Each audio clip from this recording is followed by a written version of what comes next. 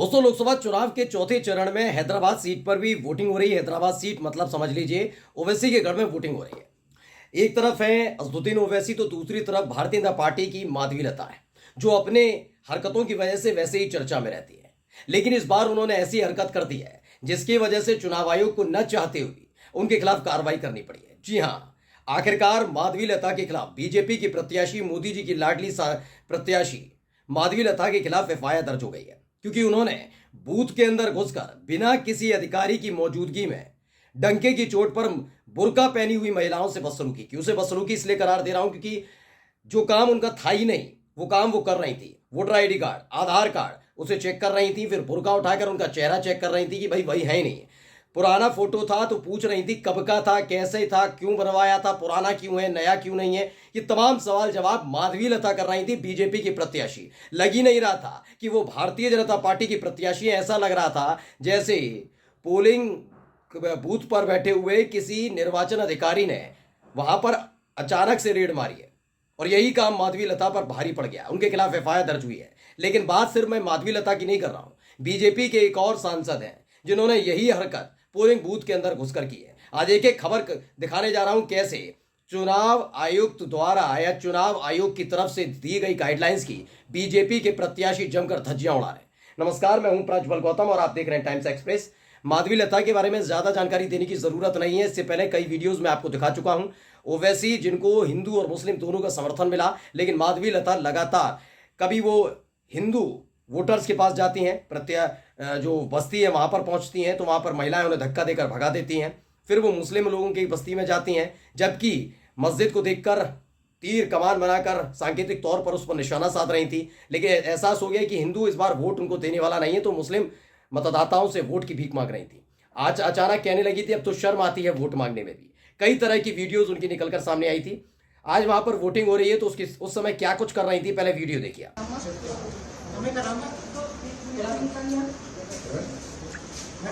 ये तो 38 है, आप 38 कहाँ है? उठाइए आप।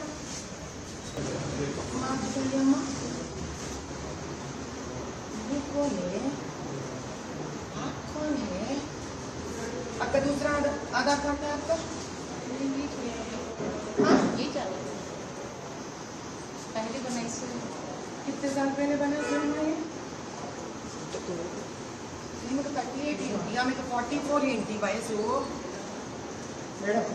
तो देखिए, मुस्लिम वोटर्स जो बैठी हुई, खासकर मैं महिलाओं का जिक्र कर रहा हूं, वो बुर्का पहनकर बैठी थी। वैसे ये जिम्मेदारी आप कर सकते हैं, ऐसा नहीं है।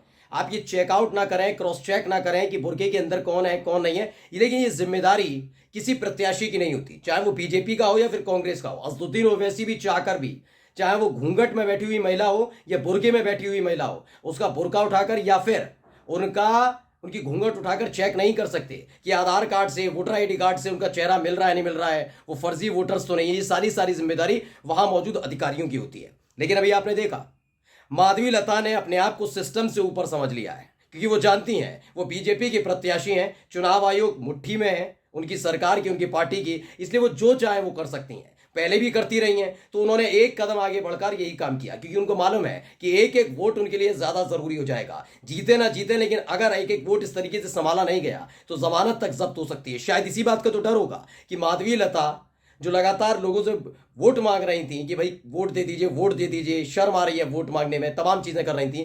अब जो मुस्लिम मतदाता है, बुजुर्ग महिला है, उनका बुर्का उठवा कर के चेहरा दिखाइए, मिल रहा नहीं मिल रहा चेहरा, ये तमाम चीज कर रही थी। राजदीप सरदेसाई हैं, ये बड़े पत्रकार हैं, उन्होंने कहा so BJP candidate Madhavi Latha checks the identities of burqa clad women at a polling station in old city of Hyderabad.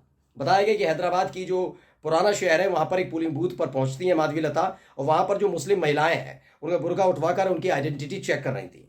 She asked the women wearing burqa to remove their niqab, कि नकाब हटाइए, चेहरा दिखाइए, चेहरा मिलवाइए, ये काम। Cop watching quietly, where are the EC officials. इन्होंने कहा कि वहां मौजूद पुलिसकर्मी इस सब तमाशा देख रहे थे। आप पीछे देख सकते हैं, वहां सुरक्षा कर्मी भी हैं, जो अधिकारी हैं वो भी मौजूद हैं, वो तमाम लोग देख रहे हैं, कोई कार्रवाई नहीं हो रही। ऐसे में इलेक्शन कमीशन से मांग की गई क्या होगी। फिलहाल खबर निकल कर आई कि इनके खिलाफ एफआईआर दर्ज हो गई है। इसे इंडिया टीवी ने भी छापा और क्या लिखा, उन्होंने लिखा कि हैदराबाद में माधवी लता पर नई कंट्रोवर्सी, बुर्का हटाकर चेक की वोटरों की आईडी, जबकि ये काम इनका नहीं है। बताया गया है इसमें कि हैदराबाद लोकसभा सीट से भारतीय जनता पार्टी की प्रत्याशी माधवी लता को लेकर एक नया विवाद खड़ा हो गया। दरअसल माधवी लता का एक वीडियो सामने आया है जिसमें वो पोलिंग बूथ पर जाकर मुस्लिम महिला मतदाताओं का बुर्का हटाकर उनकी आईडी चेक करती हुई दिखाई दे रही हैं। माधवी लता ने मुस्लिम मतदाताओं की वोटर आईडी भी चेक की और उनके बारे में भी जानकारी ली। खबर क्या है आगे देखिए, ये वीडियो इन्होंने छापी दिखाया था। ये पूरा का पूरा देखिए, खुद आईडी चेक करती दिखी माधवी लता। माधवी लता ओवैसी की लगातार जीत का आधार इन बोगस वोटों को बताती रही है। उनका कहना है कि बोगस वोट डलवाते हैं अजदुद्दीन ओवैसी और उसके आधार पर ये सब होता है। ऐसे में माधवी लता को जब भारतीय जनता पार्टी ने हैदराबाद लोकसभा सीट से प्रत्याशी बना दिया तो वोटिंग के दिन खुद माधवी लता पोलिंग बूथों पर पहुंच गए। माधवी लता को पोलिंग बूथों पर मुस्लिम महिलाओं का बुर्का हटाकर उनकी आईडी चेक करते हुए देखा गया, जबकि ये काम किसका है? मैं लगातार बता रहा हूं, ये अधिकारियों का काम है, पुलिस का काम नहीं है, बिल्कुल काम नहीं है पुलिस का। प्रत्याशी तो चाहकर भी नहीं करते, ये कर सकते, हिमाकत नहीं कर सकते। ये चुनाव आयोग की तरफ से जारी की गई गाइडलाइंस की साफ साफ तौर पर धज्जियां उड़ाना है जो बीजेपी के प्रत्याशी उड़ा रहे हैं। ये सारा का सारा काम वहां मौजूद अधिकारियों का है, लेकिन ये काम कौन कर रही है? माधवी लता। तो ये तमाम चीजें निकलकर सामने आई। अब एक और खबर दिखाने जा रहा हूं, वो खबर भी देख लीजिए, पहले वीडियो देखिए। ఎట్లా తెలుస్తుంది మీకు?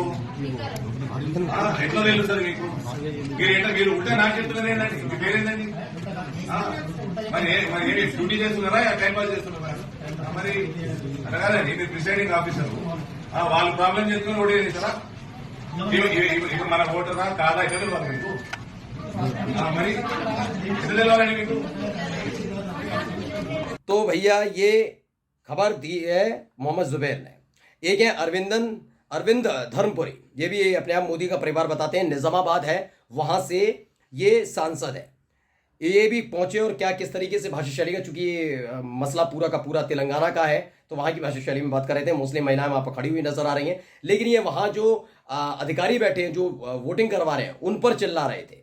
मोहम्मद जुबैर ने लिखा, after the video of bullying by Madhavi Latha inside polling booth, now Arvind Dharmapuri is seen threatening the presiding officer. जो प्रिसाइडिंग ऑफिसर है उनको चिल्ला रहे हैं, चीख रहे हैं, चिल्ला रहे हैं, उनको धमकी उनकी टाइप की दी जा रही है। ये सब काम कर रहे हैं बीजेपी के नेता, प्रत्याशी और सांसद करने में लगे हुए हैं। ये अपने आप को क्या बताते हैं, मैं इनका जरा वो भी दिखा देता हूं। अरविंद धर्मपुरी, मोदी का परिवार, member of parliament, Nizamabad, Telangana. ये अपने आप को मोदी का परिवार बताते हैं और सांसद है बीजेपी के तेलंगाना से। कहां पर? निजामाबाद सीट से। तो ये दो वीडियो अलग अलग निकल कर आई। एक वीडियो में तो जिसमें माधवी लता चेक कर रही थी, आखिरकार वो कंट्रोवर्सी बड़ी हुई, तमाम लोगों ने वो वीडियोस देखी, विरोध दर्ज कराया गया कि ये कैसी हरकत है भाई, एक प्रत्याशी की इतनी हिम्मत तो नहीं हो सकती कि वो जाए और तुरंत जाकर वहां पर चेक कर ले। तो ऐसे में उनके खिलाफ तो एफआईआर दर्ज हो गई है। मैं तो कहता हूं एफआईआर दर्ज नहीं, सख्त कार्रवाई होनी चाहिए, क्योंकि ये बदसलूकी का मामला है। ये मामला सिर्फ इतना बार नहीं है कि उन्होंने महिला की आईडी चेक की है, चेहरा मिलान कर रही थी, बल्कि ये आचार संहिता के उल्लंघन के साथ साथ मतदाताओं से बदसलूकी का मामला भी है। ऐसे में माधवी लता के खिलाफ सख्त कार्रवाई होनी चाहिए, ये मांग होनी चाहिए, लेकिन खिलाफ एफआईआर दर्ज उनकी हुई है। अलग अलग जगह यही चीज की जा रही है दोस्तों, अलग अलग जगह। एक जगह की खबर और मैं आपको दिखाने जा रहा हूं, देखिए वीडियो।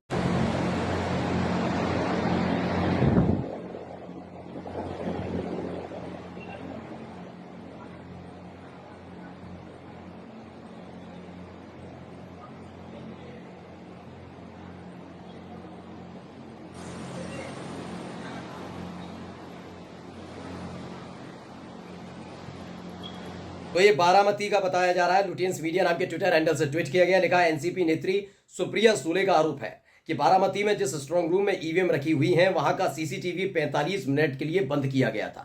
अब सवाल यह है कि जहां पर स्ट्रांग रूम है, आप लगातार दावा कर रहा है, चुनाव आयोग दावा कर रहा है ईवीएम सुरक्षित है, स्ट्रांग रूम है, सीसीटीवी है, निगरानी है, तमाम चीजें हैं।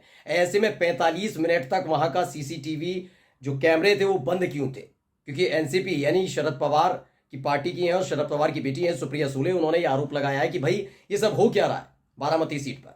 कुल मिलाकर सारा का सारा खेल किया जा रहा है। 400 पार का नारा पूरा ना हो, लेकिन सरकार बनाने के लिए जितनी सीटें चाहिए उनके लिए खेल करना तो जरूरी हो ही जाता है। नमस्कार।